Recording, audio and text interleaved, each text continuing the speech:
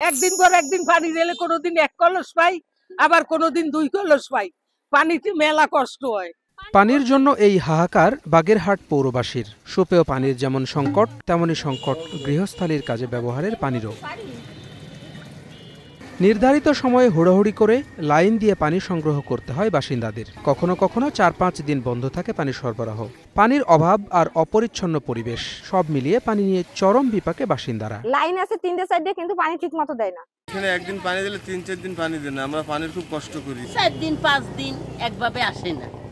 না আসলে তো ওই কল দিয়ে একটু আইনে খাই, এই এখানে ওখানে যাই, দেয় না কেউ পানি। আমাদের এই জায়গা কোনো পুকুর টুকুর নাই, তো এই পানির পরে আমাদের ভরসা। তো আমরা থালবাটি তোয়ারি তো পানি পাচ্ছি না। পানির কষ্টে শহরবাসী যখন নাকাল, তখন এই শহরেই পড়ে আছে আধুনিক ওয়াটার ট্রিটমেন্ট প্ল্যান্ট। বিপুল ব্যয়ের সেই প্ল্যান্ট নির্মাণের পর চলে মাত্র 1 বছর। অচল সেই প্ল্যান্টের বিভিন্ন স্থাপনা এখন বখাটেদের আখড়া। মুনিগঞ্জে 1 নং ওয়ার্ডের এই জেটিটা ভেঙে চুরে তছনছ হয়ে গেছে। এ দেখার এই বাগের শহরে কেউ নেই। সন্ধ্যার পরে এখানে অনেক নেশা করে। ঠিক থাকতে এখান থেকে সবসময় পানি যেতেই হতো, বাট এটা নষ্ট হওয়ার পরে এখান থেকে এখন পানিও যায় না। সংশ্লিষ্টরা বলছেন, রিজার্ভার আর জনবলের সংকটে অচল হয়ে পড়েছে প্ল্যান্টটি। পৌরসভা যে মেয়রের কাছে করলো, হস্তান্তর করলো, করার পরে আমরা 1 মাস খানেক চালাইছি। চালানোর পরে পানির কোয়ালিটি ভালো হয়নি বিধায় জনগণের যে কমপ্লেন দিতে লাগলো, তারপরে আমরা পানিটা মেয়র সাহেবই বললো যে পানি অফ করে দাও, এই পানি আর দিয়ে। তবে জনস্বাস্থ্য প্রকৌশল অধিদপ্তরের এই কর্মকর্তা বলছেন, পৌর মেয়রের চাহিদা আর পানির উৎস প্রদানের নিশ্চয়তা পাওয়ার পরই নেওয়া হয়েছিল প্রকল্প।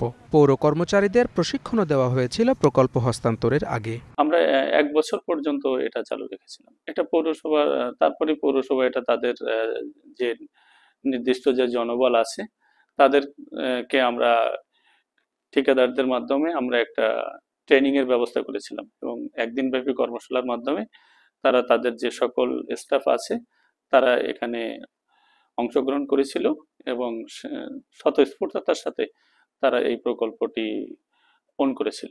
প্রতিদিন 2 লাখ লিটার পানি শোধন ক্ষমতা সম্পন্ন প্ল্যান্টটি নির্মাণে 3 ভাগে খরচ করা হয়েছিল 15,29 লাখ টাকা। গত 3 বছর ধরে সেটি পরিত্যক্ত। Desk report, star news.